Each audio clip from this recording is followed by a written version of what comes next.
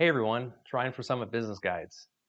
Resource constraints are the leading cause of conflict within organizations. Operations needs new equipment, but finance won't approve the purchase because there are still a couple years left on the usable life of the current equipment. The director won't approve it because they have other equipment priorities within the budget. Managers are getting into arguments because Section A's equipment isn't reliable, so they have to keep borrowing equipment from Section B, which then causes Section B to fall behind on their work.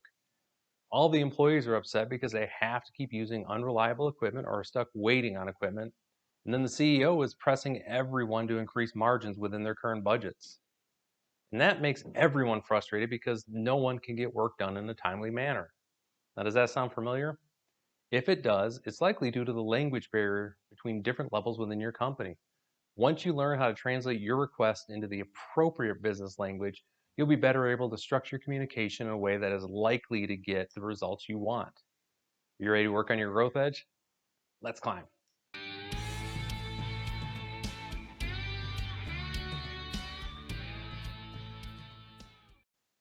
Resource management is difficult, but not for the reason you think. Now, before we go too far, I need to clarify exactly what I mean by resources.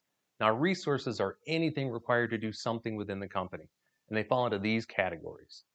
Labor, it's the physical effort required to do something. And there's physical, those are materials, buildings, vehicles, tools, equipment that are required to do a task. Capital, everything takes money and there's only so much available. And then there's time. There are only so many seconds in a day. These are the resources required to run a business. No business is different.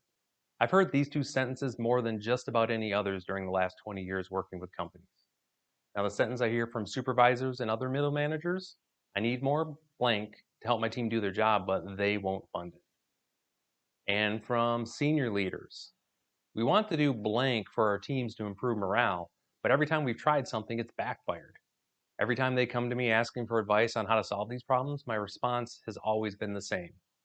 Whether you like it or not, when you're in management, you're in the sales business.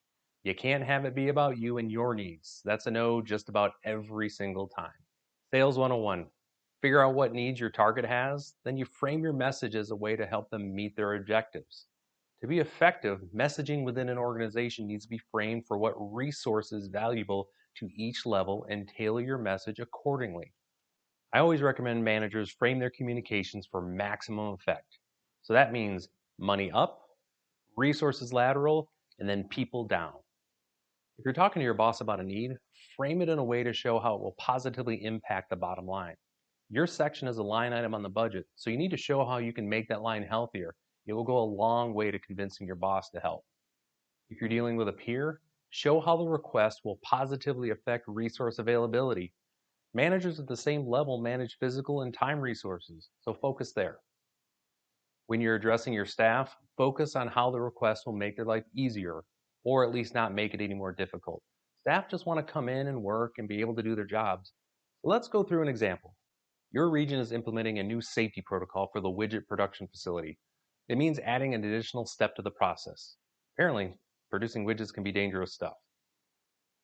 Communicating to the lower level, you want to focus on how the process will benefit personnel. It goes something like this.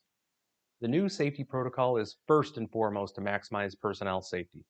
There have been too many injuries, and we do not want anyone else to get hurt. This procedure will help eliminate most, if not all, chances for widget related injuries on this line. Leadership is aware it will slow down our production, but the alternative, which is more injuries, is not acceptable. All members are to be trained and then implement the new procedure immediately. When communicating laterally, which is between supervisors or managers or peers at the same level, you want to focus on how the process will safeguard resources. It'll go something like this. First and foremost, the new procedure is being implemented to ensure personnel safety. As you know, we've had a large number of incidents on the widget line that injured personnel and caused system downtime while we investigated the accidents.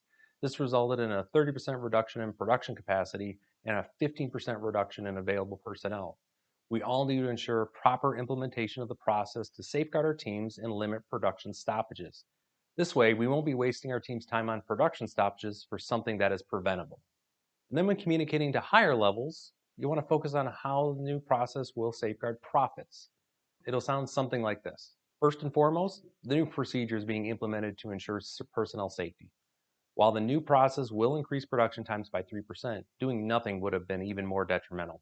Our insurance company warned us if injuries continued, they would raise our rates by up to 10%. System downtime dropped our production margins from 41 to 32%, directly affecting our profitability. We also had to offer 10% discount to customers whose deliveries were delayed due to the safety incidents.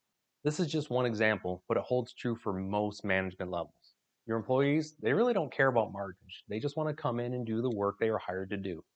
Supervisors and managers, they're trying to balance resources for their sections and control costs at lower levels. And then senior leaders, they do care about their teams. But they're tasked with protecting the financial resources of the company, so that tends to be their priority. If you aren't comfortable with business finances, let your boss know you'd like to show how the request would have a positive or at least not a negative effect for the company. Even if you aren't 100% confident you are able to make a case for some sort of financial benefit, use money to try and make your case. Think of it like using the host country's language when on vacation. A gracias or a domo arigato can go a long way towards opening a friendly line of communication. So before you write that email or you make that call, take a moment and think about how you want to frame your communication. I always recommend managers frame that communication for maximum effect. Remember, money up, resources lateral, and people down. If you take your time and structure your communication in this way, you'll be more likely to affect the change you're looking for. That's it for now. We'll see you next time.